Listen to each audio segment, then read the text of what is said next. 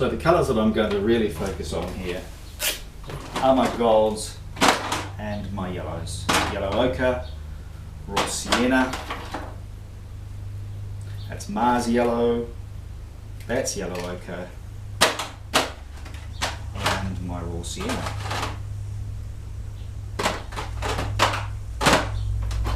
And this here is light red, which will come in quite useful too. So the three colours I've got there are Mars yellow, yellow ochre, and light red. Let's see what I can create with these down through here.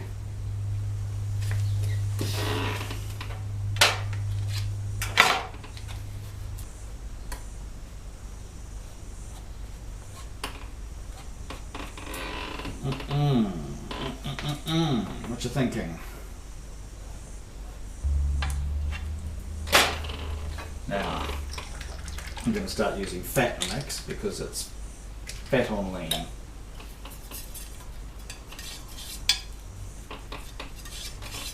This will help the paint flow nicely.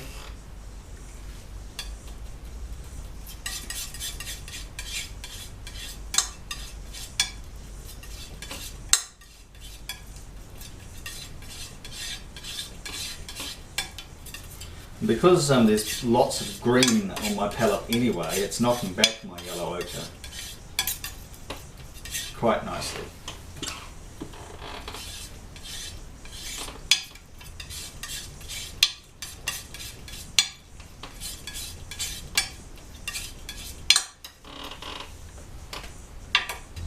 Now I want to get my palette moving here. I want a few different shades of yellow.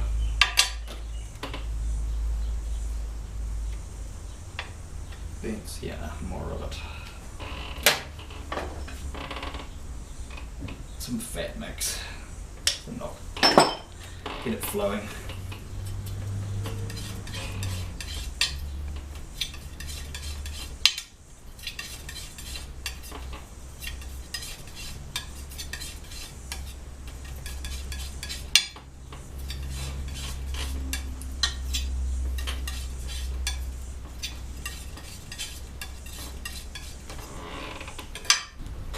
This area here there's a lot of light capturing this area through in here.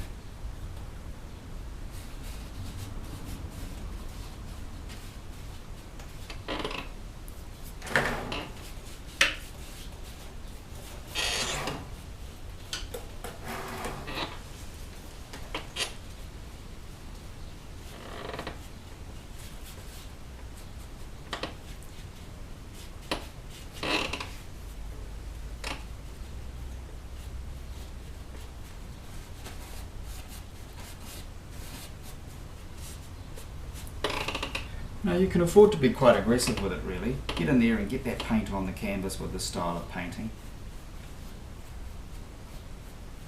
Move it around a little bit. Most of the mixing you want to do is on your palette, not actually on the canvas, so try and avoid really getting down, unless you're doing blending in skies or something like that.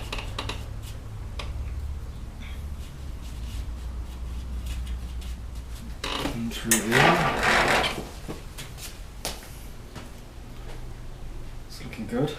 I like the colour contrast between the two parts. It's working well.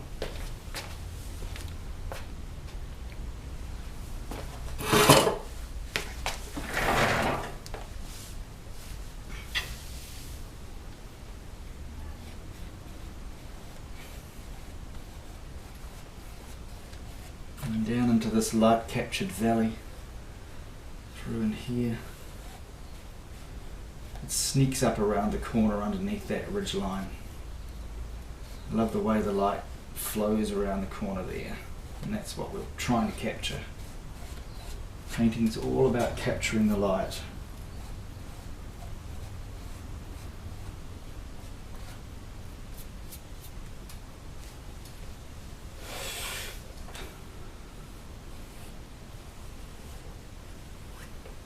And there's an area of intense light coming through in here.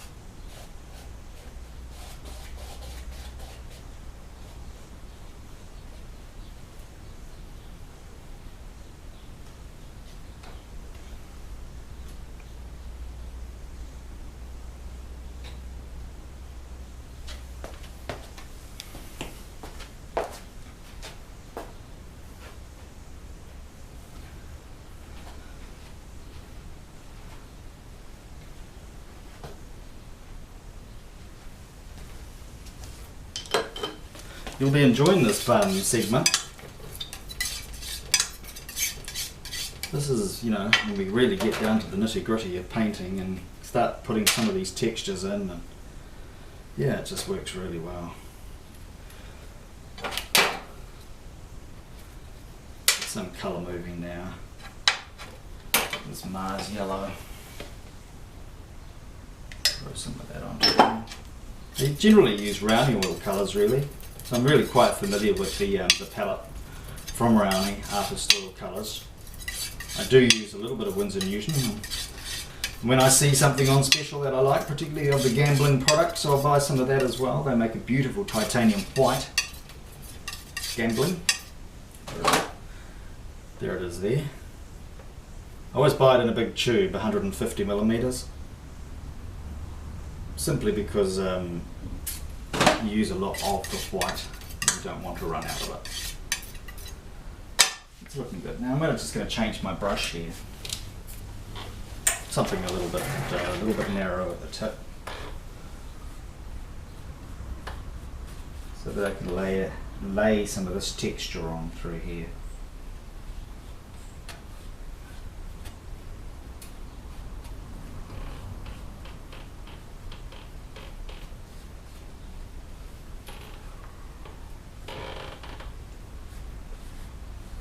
There's another ridge line that runs down through here, which I'll be working on, possibly in the next session.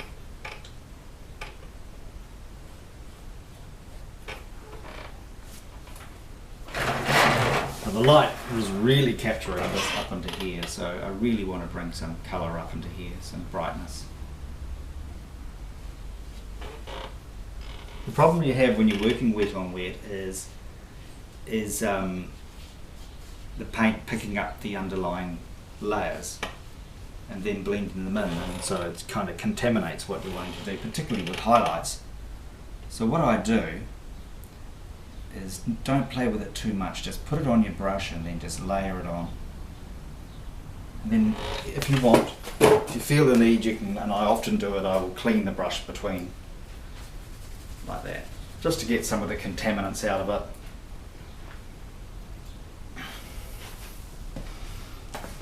And then I can have a bit of a fresh start at it and draw some of these, you know, get this paint in here the way I want it without too much of the underpaint picking up into it.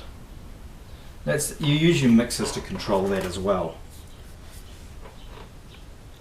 Now I left the painting alone for about an hour or so while I went and had lunch. And that went quite sticky and tacky underneath on the underground layers in that time. That's actually really useful, because it means that you can, you know, you can get paint in on top and it's not going to jump ship, if you know what I mean. Am I explaining this one? I don't know whether I am. I'm trying my best anyway. Hopefully you're getting something out of it and enjoying my painting sessions. Some sort of the cool tones going up into this hillside here. So I've still got that paint mixed up from then.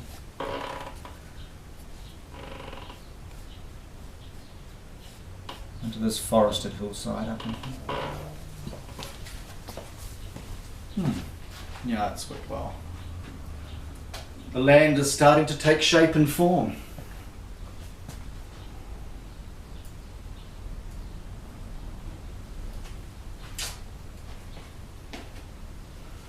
Just the thing with, you know, I like in landscape painting is to like a garden.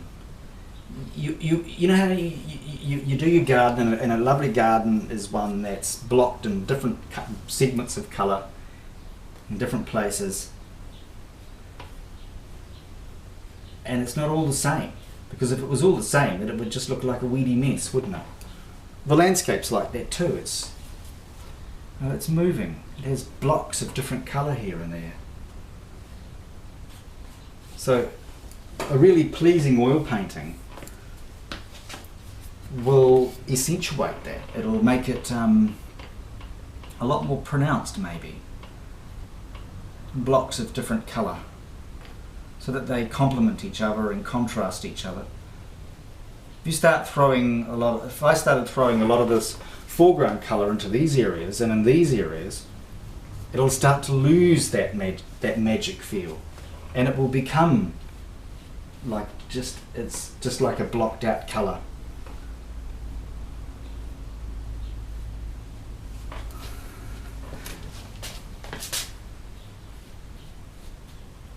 What I love about oil paint is that, you know, you don't have to rush. It's just such a relaxing medium to work in. It's messy.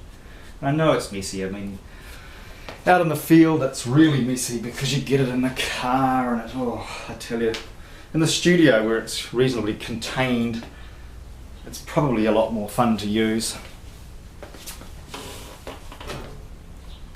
Acrylic's really a good medium for being out and doing impressionism paintings in the field, which I intend to do a lot more in the future. I haven't had a lot of experience with it, to be honest, and when we go to the UK I'm going to go and live there for a couple of years, and I'm going to seek out some master classes in French Impressionism and then see what I can do from there. Show you on my channel too at the time, all going well.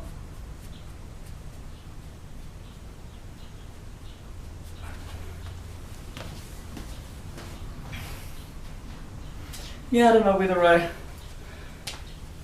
whether I've lost what I'm trying to achieve down in this bit here actually. I'm a little bit perturbed by it, to be honest. It's not working for me. This area here is, I like this through here, that's working well. But over there, there's just something missing.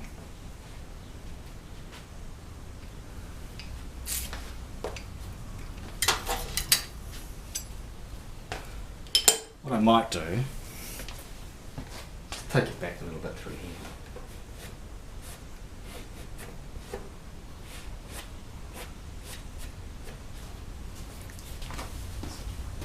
Another thing that's so great with oil paint is the ability to do that.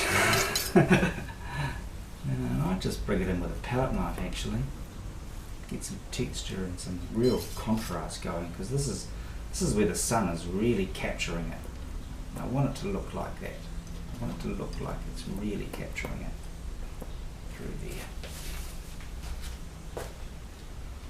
I think that's okay.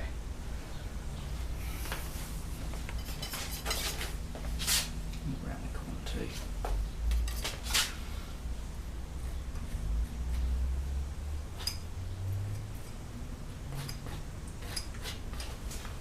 And this is where you can get really, really friendly with the palette knife.